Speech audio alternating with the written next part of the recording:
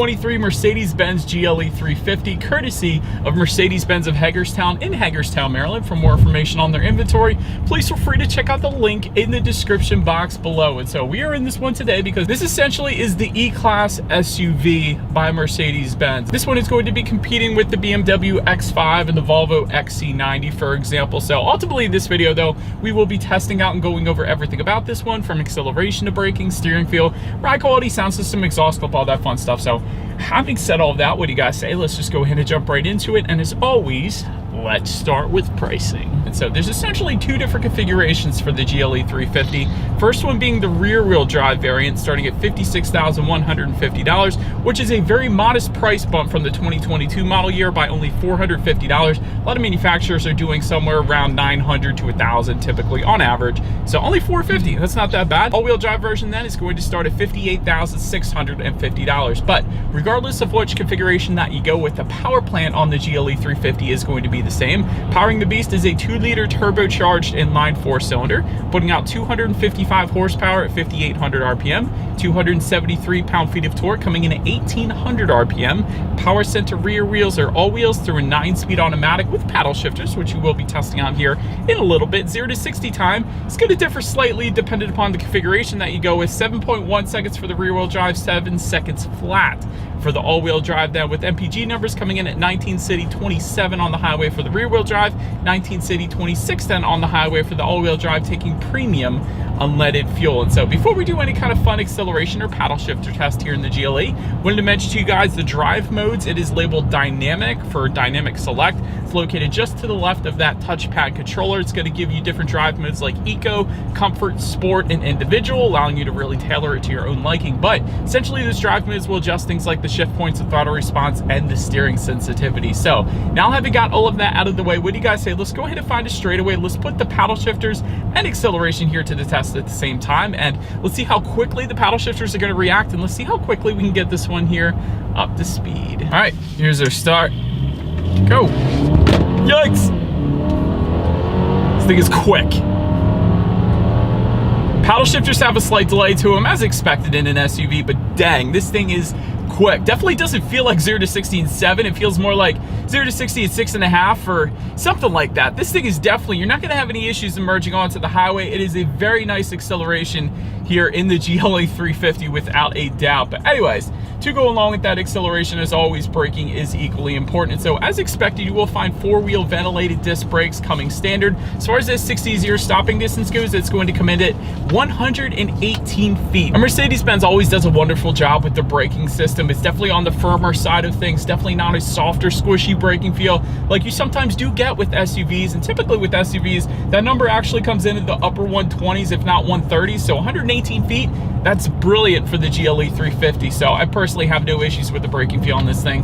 Then touching on suspension and handling, up front you're going to get an independent double wishbone type front suspension, in the back independent multi-link rear suspension, and an adaptive damping suspension as well. That's one you always look for, especially in luxury vehicles. Essentially what that is it monitors each shock absorber individually, not only adjusting to the road imperfections, but also tightening up that suspension during heavy cornering, really giving you the best of both worlds. So it's going to give you that smoother ride. It's also going to give you better handling. So that is why I always like to recommend that, because it is an instant noticeable difference if you drive a vehicle without one versus with one. And I can tell you guys right off the bat, although Hagerstown roads are pretty darn good, but ride quality is 100% on point, so definitely not having any issues there. Steering feel is actually a little bit weighted on the heavier side of things as well. So a lot of times SUVs, they come in on the looser side when it comes to the steering feel. It's just less driver emotion, but Mercedes-Benz typically does a pretty darn good job with driving dynamics, and that is included in the steering feel. So I like the weight to the steering, I'll put it that way.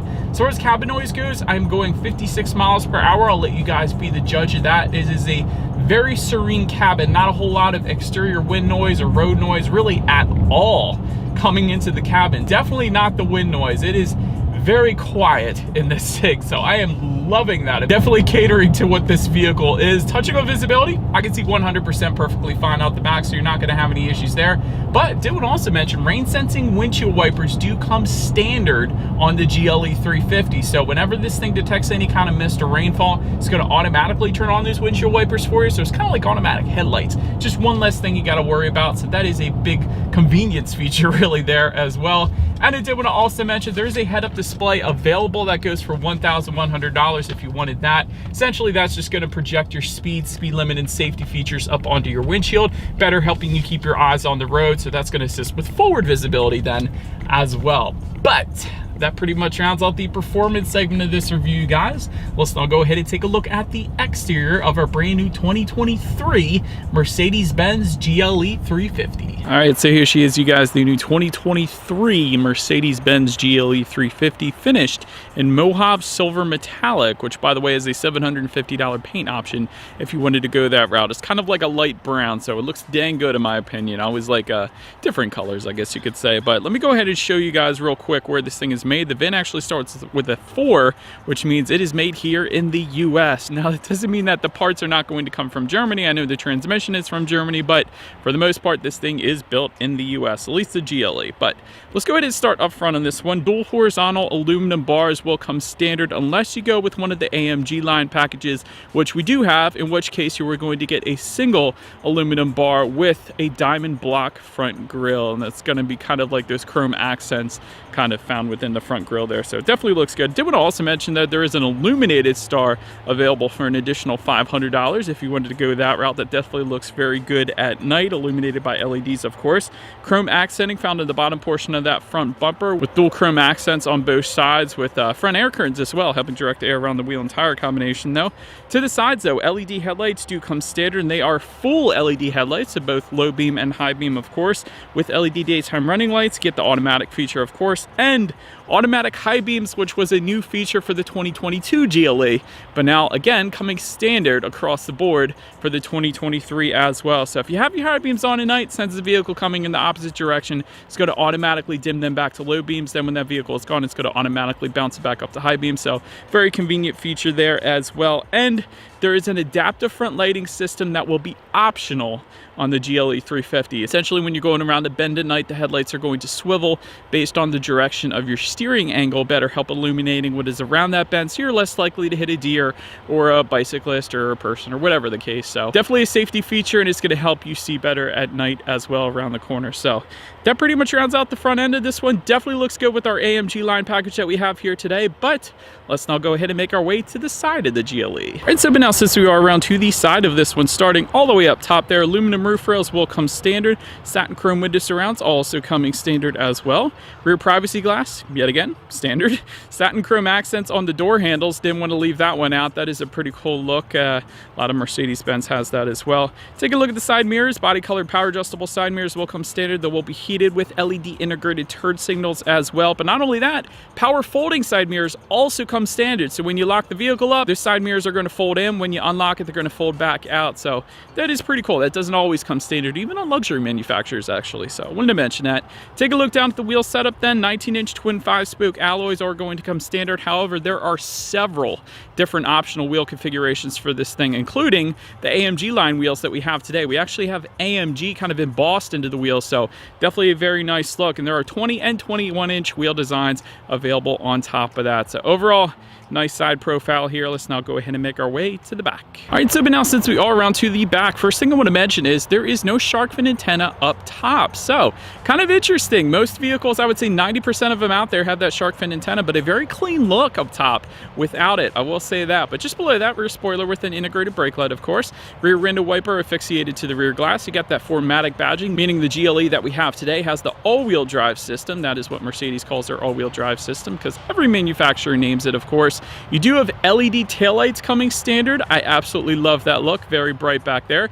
LED license plate lighting actually as well, so that is pretty cool. You do have a little bit of added chrome accenting found in the bottom portion of that rear bumper, and then to the sides, a very nice look here.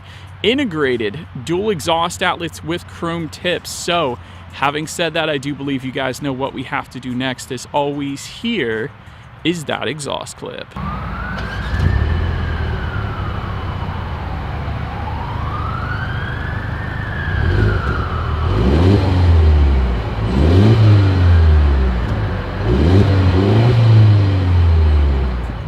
right, so but now since we are around to the back of the GLE, when it comes to opening that rear tailgate, it is a hands-free power tailgate that does come standard on this thing. So if you have your hands full of groceries or kids or whatever the case, it is automatically going to open up for you. So that's definitely convenient. But once opened up, cargo capacity comes in at 33.3 cubic feet behind that second row. With the second row folded down, that is going to bump that up to 74.9 cubic feet. But there is a ton going on in that cargo area, including, of course, cargo lighting, but grocery bag hooks coming standard, tie down anchors. There's a cargo cover back there that's going to come standard. There is some netted storage on the driver's side in the back of that cargo area as well. That is pretty cool.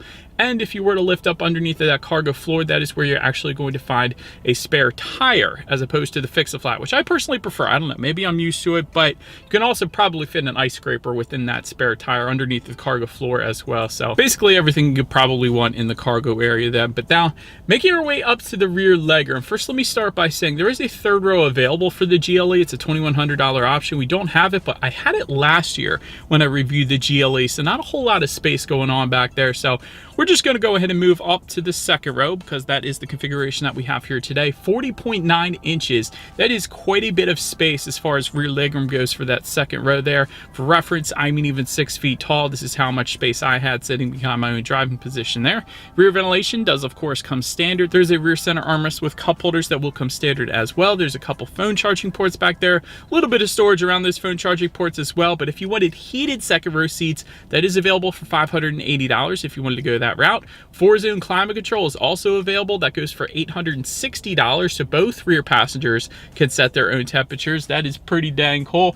One thing I would have liked to have seen though, especially in a vehicle like the GLE, is rear window sunshades. I'm kind of surprised I didn't see them back there, but still very comfortable back seats, I will say that. But then making our way up to the front seats, power adjustable front seats with 4-way power lumbar coming standard. Memory settings for both driver and passenger. Yes, you usually never get the passenger side. You always get the driver's side in luxury vehicles, but passenger side can actually set 3 memory settings as well. I thought that was pretty cool, and Mercedes-Benz typically always does that, but I always like that. Heated front seats coming standard, leatherette seating coming standard, but leather seating is available for $1,620 if you wanted that. Ventilated front seats go for $450, and there are also multi-contour front seats with the massage function.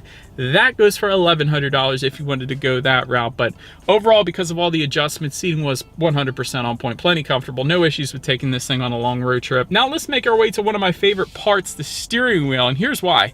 Tilt and telescoping, of course, but it is power adjustable. It is leather wrap that comes standard, but there is a wood leather combination available for $600, and that's the one you're looking at right now. And between the wood on the steering wheel and the wood just above the passenger side glove box surrounding the air vents, when I first got in this thing, it smelled like a new home. It smelled like when I was building my home as opposed to a new car. So it's got that new home smell because of all of the wood that is included in this, which I personally love.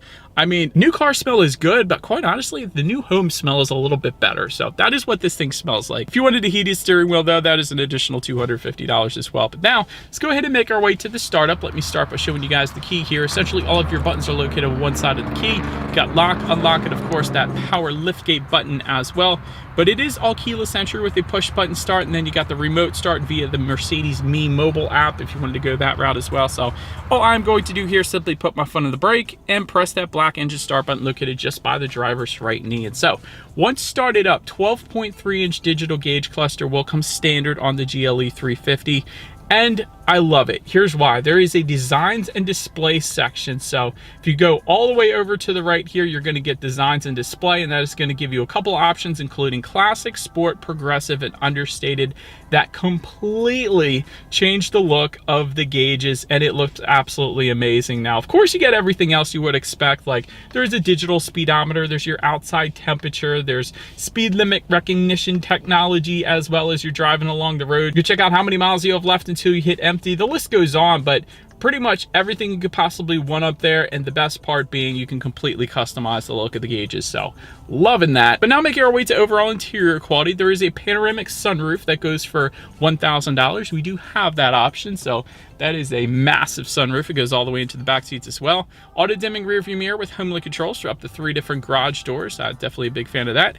Dual zone climate control coming standard, but there is that optional 4-zone climate control available. Wireless phone charger can be found just in front of the dual cup holders here, so that's always very nice. Did want to mention another option that we have with us here today though. Goes for $180, and that is going to be heated and cooled cup holders in the front here, just in front of the touchpad controller. So if you have a coffee, put it on the heat button, or if you have a cold drink, whatever that be, you can put it on the cold cup holders button, and there's a little bit of ambient lighting within those cup holders as well. So we'll get to the ambient lighting in a little bit. You know what, let's just do it now. 64 colors of ambient lighting coming standard. Mercedes-Benz does ambient lighting better than anybody else, including these massive grab handles for both the driver and passenger. You got ambient lighting surrounding that as well, so you can of course adjust those colors through the infotainment screen. So I absolutely love that. But overall, this thing is finished like a Mercedes-Benz. That's pretty much all you need to know. I like the little kind of a diamond style lighting, overhead lighting up top here as well. A lot of contrast stitching. I like this dark kind of cappuccino brown interior that we have with us here today. So overall,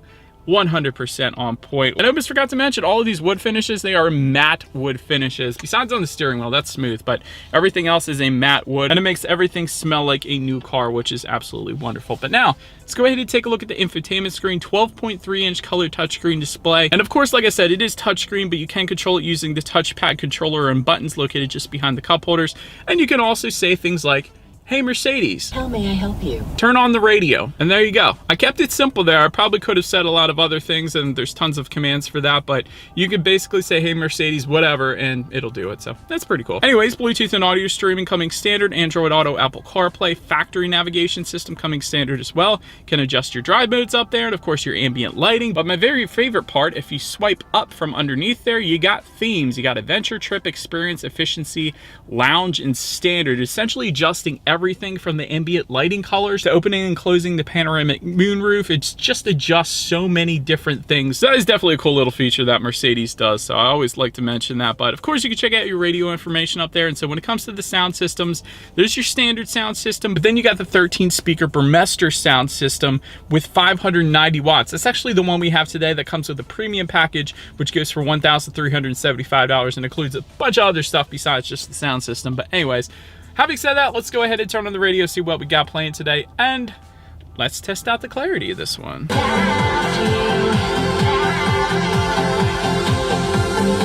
All right, felt like the subwoofer was by my left foot because I was getting the rumbling down there, but anyways, that was a very nice sound system. Ton of clarity with that thing. Again, ton of bass by my left foot, like I was saying. So Burmester did a wonderful job yet again. And not only that, you got aluminum speaker covers built into the matte wood finishes in this thing. So very high-end look as well to go along with that. But anyways, last thing I want to mention to you guys on the GLE is when you do put this thing in reverse, you will find a rear view camera coming standard across the board. You actually do have the option to have that take up the entire screen. And there is a surround view monitor that comes with the premium package, like I was just mentioning to you guys, with the sound system, which is going to let you know what is completely all around you, which is always is going to lead us into safety. And so to start, IIHS Top Safety Pick Plus, which is the very highest designation given by IIHS, so that pretty much says it all right there. Front side curtain airbags do come standard. Driver's knee airbag up front as well. In the back, you're going to have latch, aka lower anchors and tethers for children for the rear car seats, rear child door locks, tire pressure monitoring system, but also coming standard.